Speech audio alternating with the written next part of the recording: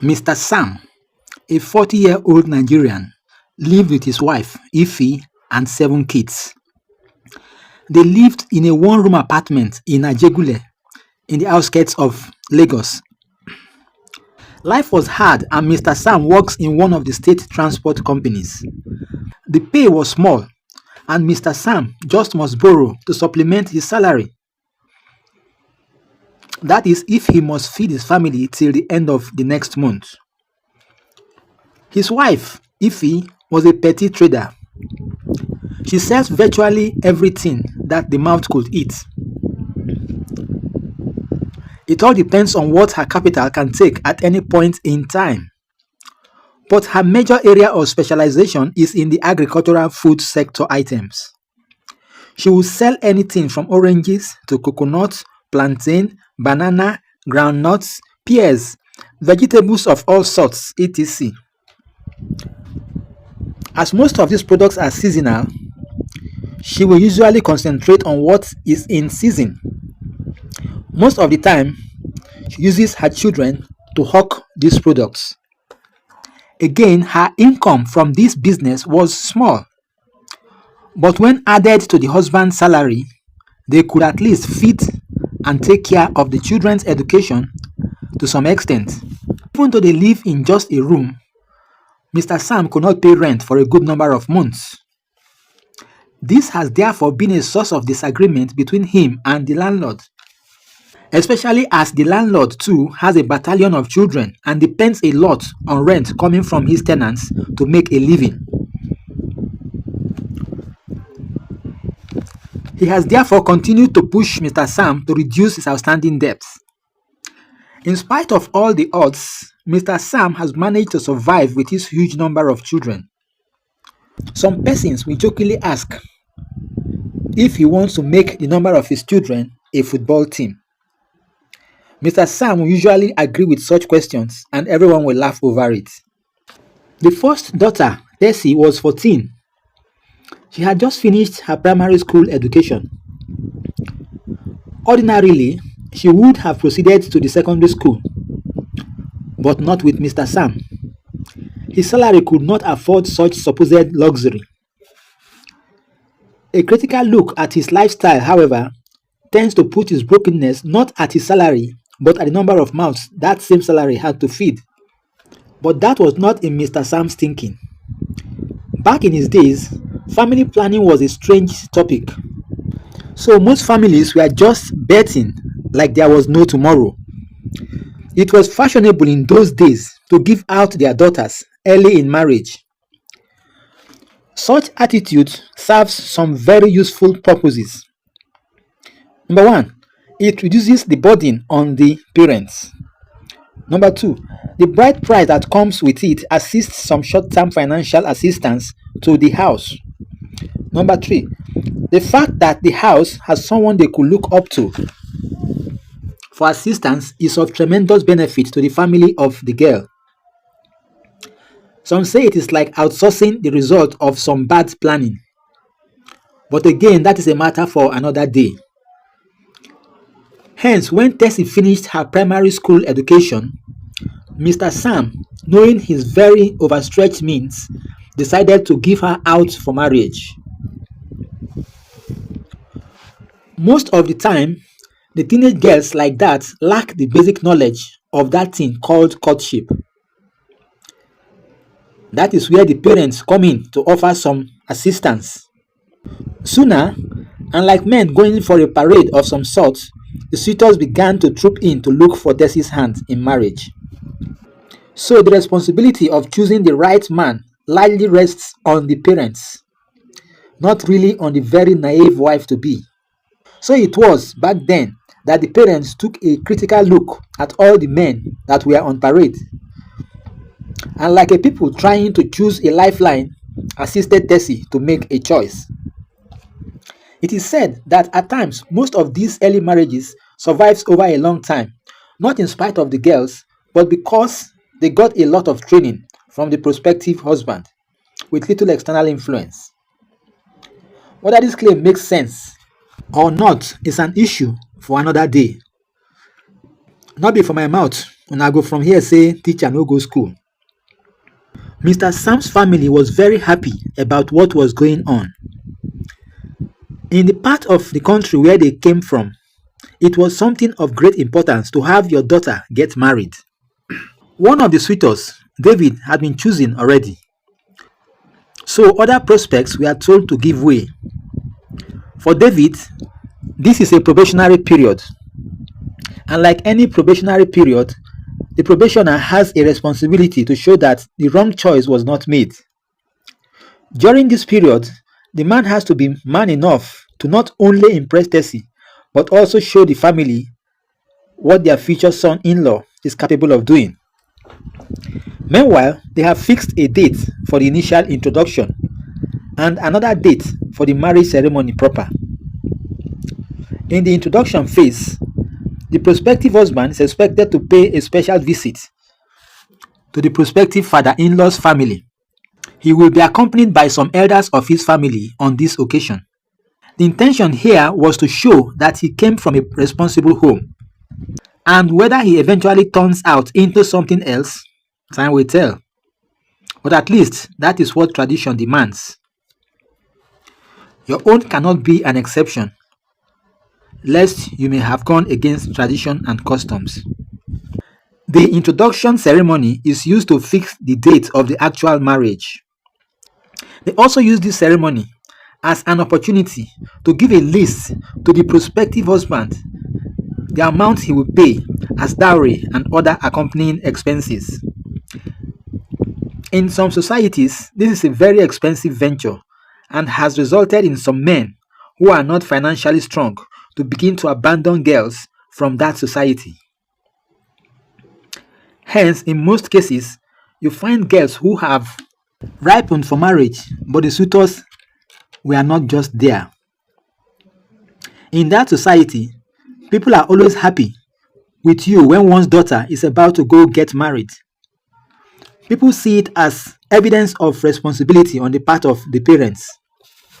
Hence, Mr. Sam's family, just like every of such families, was in a very happy and joyous mood.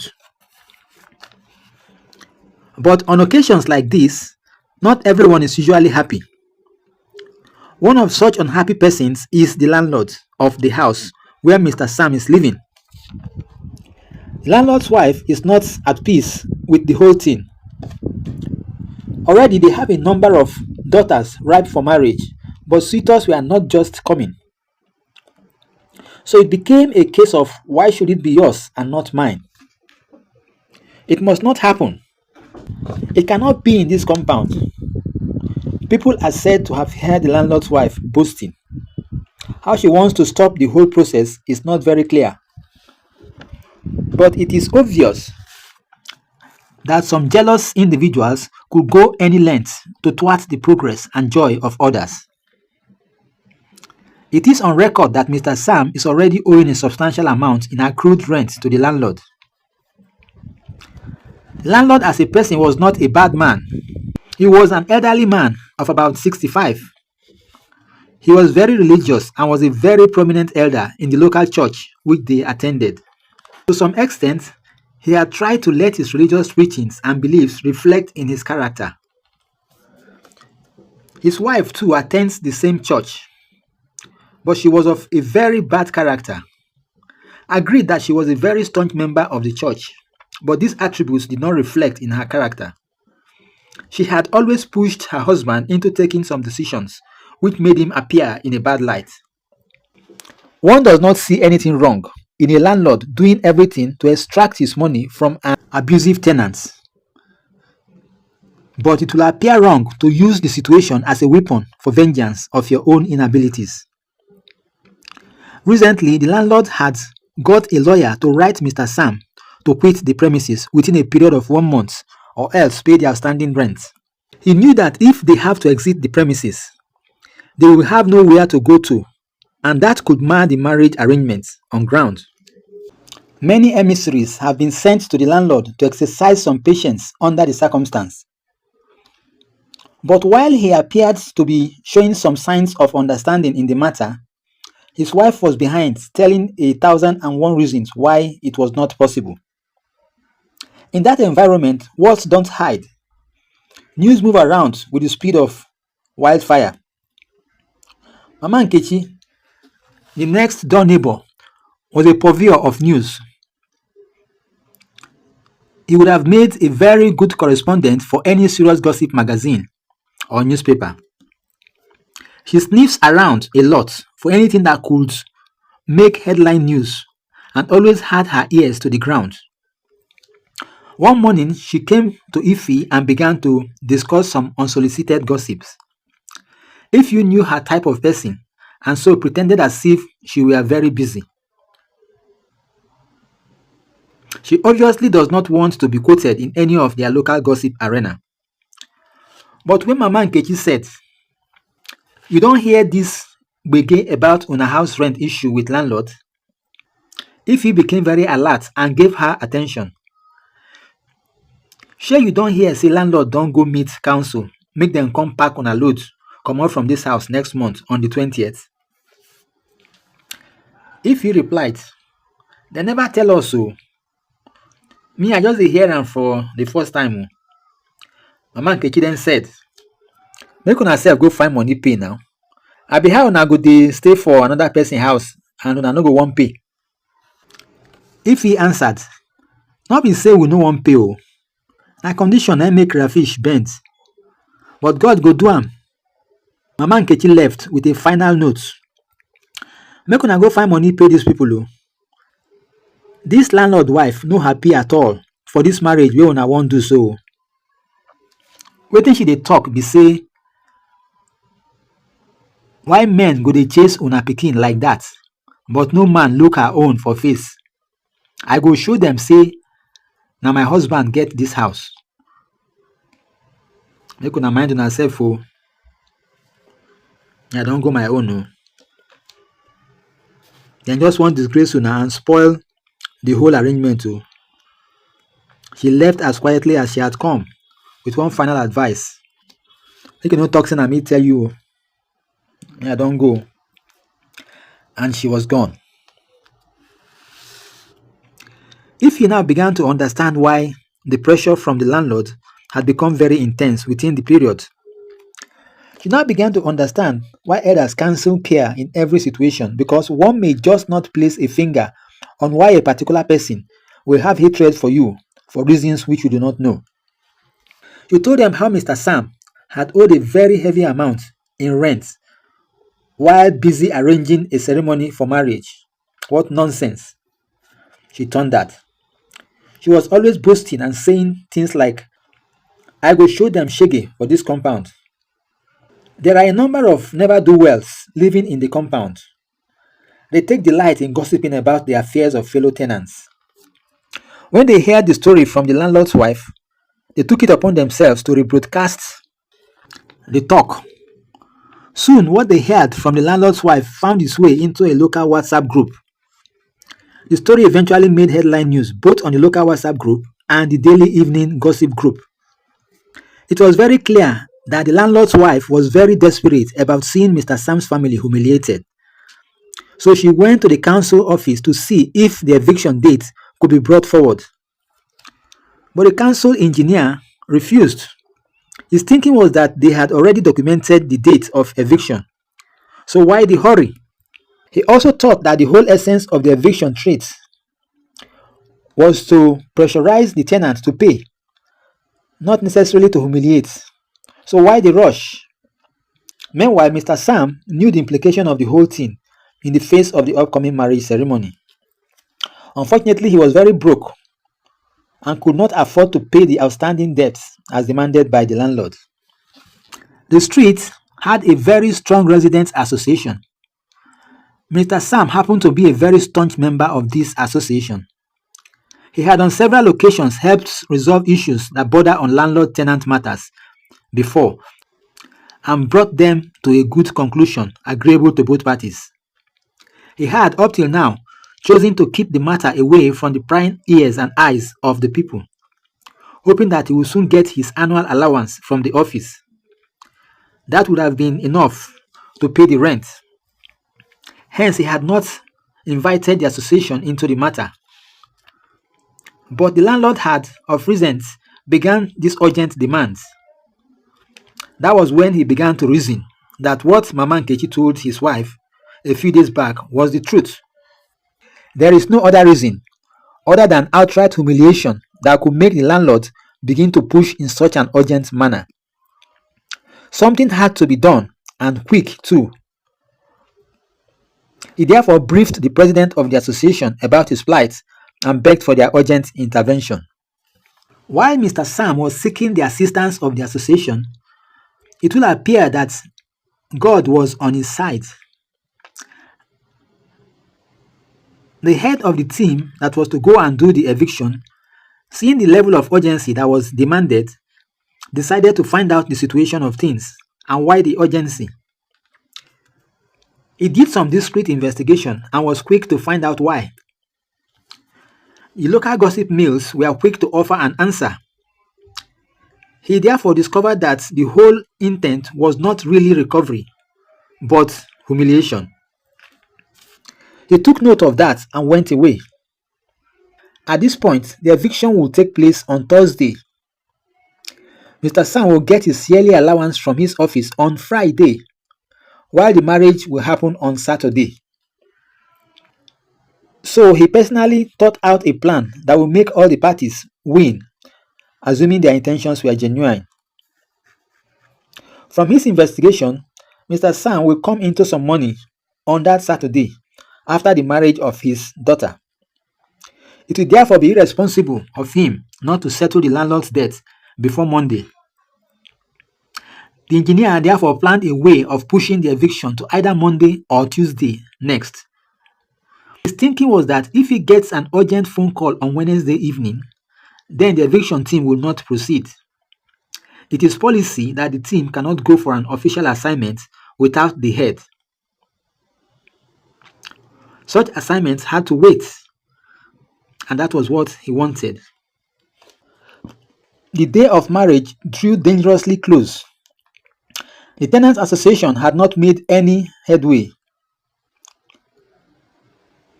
with the landlord. In fact, they had ended the meeting with him, disappointed when it was obvious that his main mission was not to collect the debts but sabotage. When they realized his real intention, they abandoned the meeting and dared him to try to stop the ceremony. They informed Mr. Sam, but also assured him that the association will make its members available on that day. Tomorrow will be eviction day, and Mr. Sam could not sleep. He knew the whole thing was his fault and couldn't have been in this spot if he had done proper planning. He knew he would not have been in this spot today if he had planned his family well. Remember that at some point in his life, people had always asked Mr. Sam, how do you intend to keep feeding all the children you are bringing into this world? He had always replied with, the Lord shall provide. That night, he could not sleep. He was on his own and God for all of us. By about 9 a.m. on eviction day, the gossip mills began to hover around. Most of them began to behave as if they were either washing their clothes or have a particular domestic chore that they want to carry out. 9 a.m. turned into 10 a.m., then 11 a.m., then 12 a.m., and finally nothing. Mr. Sam and his family members were surprised when nobody showed up to carry out the eviction. They were not to know how much God had used the council engineer to their advantage, save to say that they saw it as a miracle. If the landlord was taken aback, the wife was very bitter. She had expected the eviction to put the ceremony on hold, but that was not to happen, and her plans have failed. When they observed that the plan A had failed, they decided to put plan B into action. Their plan B was just to cause commotion on the marriage day proper. Unfortunately for them, the plan B was not properly rehearsed. They did not put one thing into consideration, and that was the sheer number of persons that will be present at the occasion. Then came wedding day. The people were there in their sheer numbers. While some were cooking, some were fetching water. The drums were beating and music was playing all over the place. Almost everybody that were somebody in the environment were present. The number of persons present was overwhelming. When eventually the landlord appeared and shouted, "Mr. Sam, give me my money or leave this house," his voice was barely heard.